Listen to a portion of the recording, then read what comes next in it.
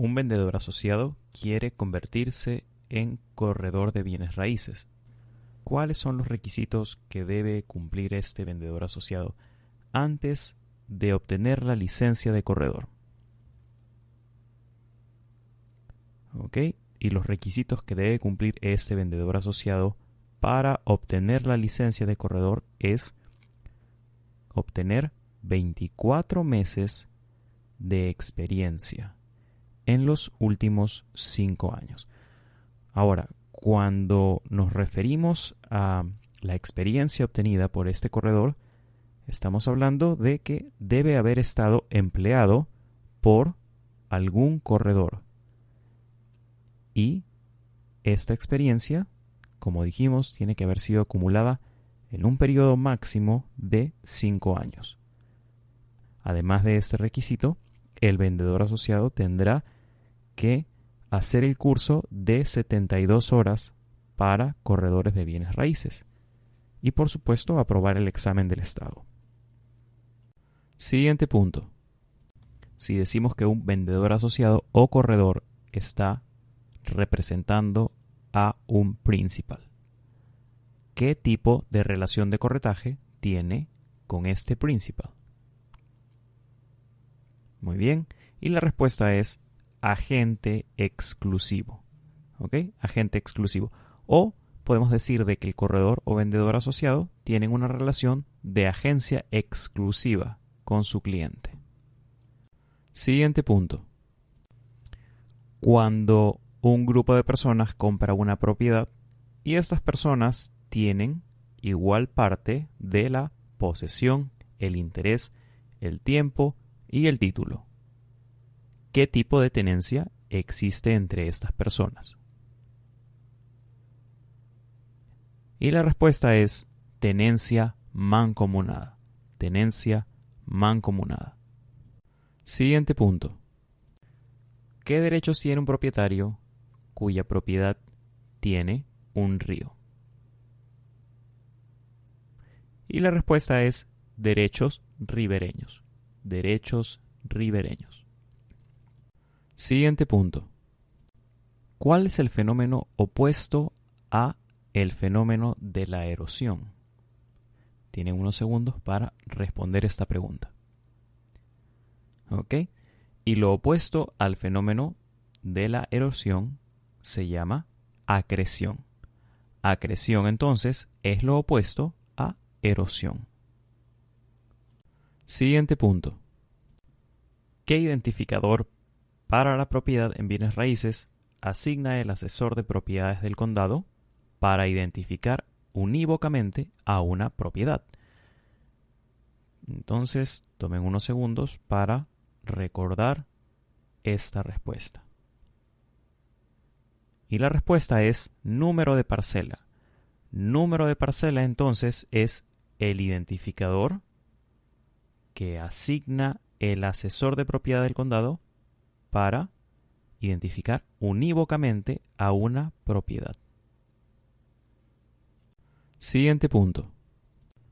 ¿Cómo se le conoce al número que es asignado por la oficina del tasador de propiedades del condado a cada propiedad? Piensen entonces cuál es la respuesta a esta pregunta. Muy bien, y la respuesta es número de parcela del evaluador. Número de parcela del evaluador. Siguiente punto. ¿Cuál no es una medida que pueda usarse para recuperar dinero perdido por el incumplimiento de un contrato de compra-venta en bienes raíces cuando alguna de las partes, comprador o vendedor, es la que ha fallado? Entonces, tienen unos segundos para pensar la respuesta. Bien, y la respuesta es reclamar al Fondo de Recuperación de Bienes Raíces. Entonces, no es una medida que pueda usarse para recuperar dinero perdido producto del incumplimiento de un contrato de compra-venta en bienes raíces por parte del comprador o vendedor de la propiedad. Y la razón por la cual no puede usarse este reclamo al Fondo de Recuperación de Bienes Raíces es porque el Fondo de Recuperación de Bienes Raíces solamente paga cuando es el vendedor asociado o corredor el que ha perjudicado a las partes. Siguiente punto. ¿Cuál es el contrato de listing que le permite al corredor cobrar su comisión independientemente de quién sea el que consiga al comprador de la propiedad? Tienen unos segundos entonces para responder esto. Muy bien. Y la respuesta es listing con derecho exclusivo de venta. El listing con derecho exclusivo de venta le permite al corredor cobrar siempre la comisión. Al margen de quién sea el que consigue el comprador, siempre cobrará comisión el corredor o vendedor asociado que haya hecho el listing. Siguiente punto. Si un corredor que ha hecho un listado consiguiera una oferta de compra para su cliente, el dueño de la propiedad, y digamos que la oferta de compra cumple con todos los términos que el vendedor está solicitando. ¿Ok? Y la pregunta es esta: ¿podrá cobrar compensación el corredor si se da el caso de que el vendedor se negara a aceptar esta oferta? Entonces, tomen unos segundos para responder mentalmente. ¿Ok? Y la respuesta es sí. El corredor puede reclamar por una compensación. Y la razón es que el corredor consiguió un comprador que cumplía con todos los términos que había establecido el vendedor para llevar a cabo la transacción. Siguiente punto.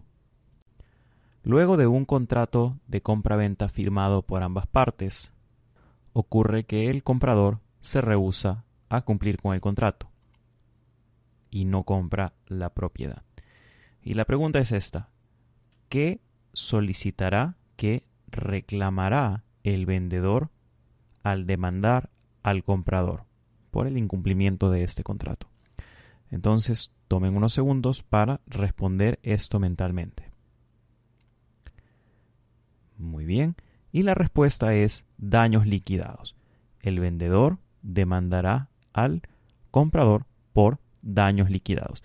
Y esto de daños liquidados se refiere al depósito de garantía. Siguiente punto.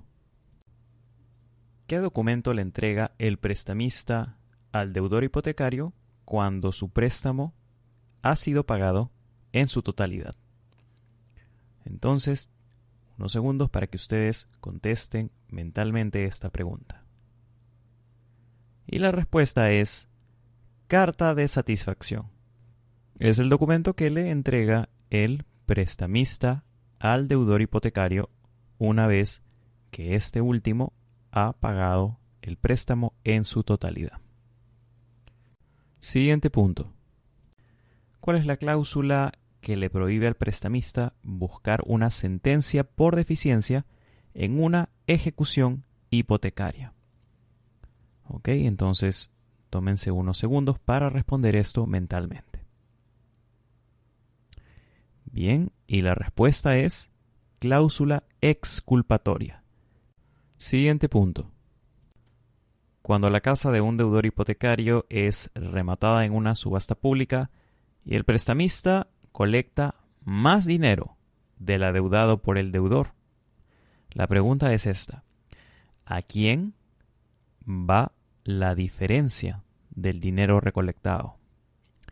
Tomen entonces unos segundos para responder esta pregunta.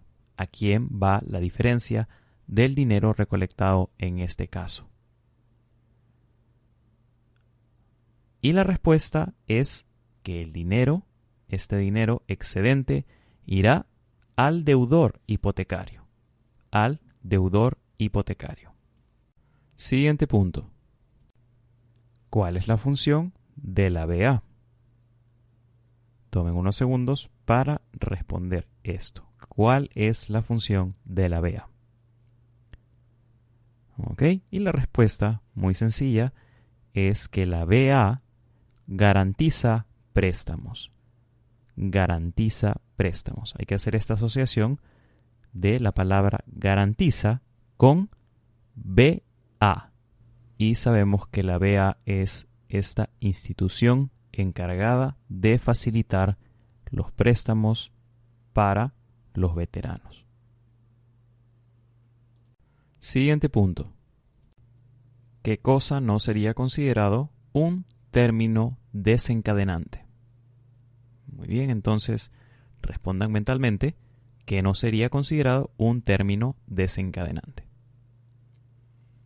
Y la respuesta es hipoteca asumible. Hipoteca asumible no es considerado un término desencadenante. Siguiente punto. ¿Cuál es el máximo límite de gastos de vivienda de la FHA y el máximo coeficiente del total de obligaciones? Entonces, tómense unos segundos para responder esto mentalmente. Muy bien, y la respuesta es 31% y 43%. Siguiente punto. ¿Qué cobra el impuesto de registro de documentos del Estado sobre una escritura? Tomen entonces unos segundos para recordar esto.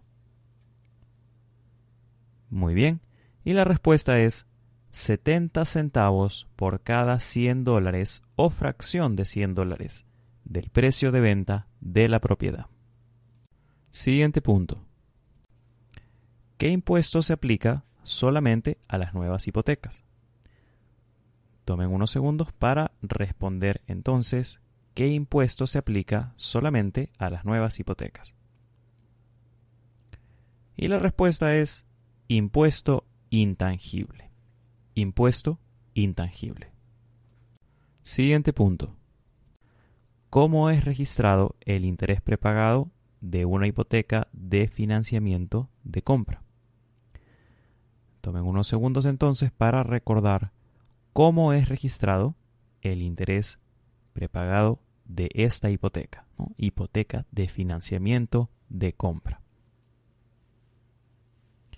Muy bien, y la respuesta es que esta se registra como un débito al comprador y un crédito al vendedor. Débito al comprador, crédito al vendedor. Siguiente punto. ¿Qué antigüedad evaluará un tasador para hacer el cálculo de la depreciación de una mejora? Ok, entonces, ¿qué antigüedad evaluará un tasador para hacer el cálculo de la depreciación de una mejora? Tomen unos segundos para recordar esta respuesta. Muy bien, y la respuesta es antigüedad efectiva. Antigüedad efectiva. Siguiente punto. ¿Cuál será el método usado para tasar el edificio del juzgado del condado? Entonces, la pregunta es, ¿qué método se va a usar para la tasación del juzgado del condado? Tomen unos segundos para recordar esta respuesta. Muy bien. Y el método a usarse será el método de costo-depreciación. O también puedes decir depreciación del costo. Siguiente punto. ¿Cuál es el principio que afirma que un comprador informado no pagará más que el costo de adquirir una propiedad similar? Entonces, tomen unos segundos para recordar esto. ¿Cuál es el concepto que afirma que un comprador informado no pagará más que el costo de obtener una propiedad similar? Muy bien, y la respuesta es el principio de sustitución. Siguiente punto. ¿Cómo se le conoce a aquellas modificaciones que uno realiza a la propiedad cuyo costo no será recuperado luego de la venta de la propiedad? Ok, entonces Tomen unos segundos para recordar esta respuesta. Muy bien. Y la respuesta es sobremejora. Sobremejora. O también podemos decir mejora excesiva. Siguiente punto. ¿Cuál sería una posible desventaja de la inversión en bienes raíces? Piensen entonces en la respuesta a esta pregunta. ¿Cuál podría ser una desventaja de invertir en bienes raíces? ¿Ok? Y la respuesta es falta de liquidez. Falta de liquidez, entonces, es una desventaja de invertir en propiedades, en bienes raíces. Siguiente punto. ¿Cuál es una exacción fiscal utilizada para llevar a cabo mejoras públicas que ayuden a agregar valor a un vecindario? Muy bien, entonces recuerden la respuesta a esta pregunta. Muy bien, y la respuesta es impuestos especiales, o podrían llamarlo también gravamen de cálculo especial. Gravamen de cálculo especial. Cálculo especial. Cálculo especial.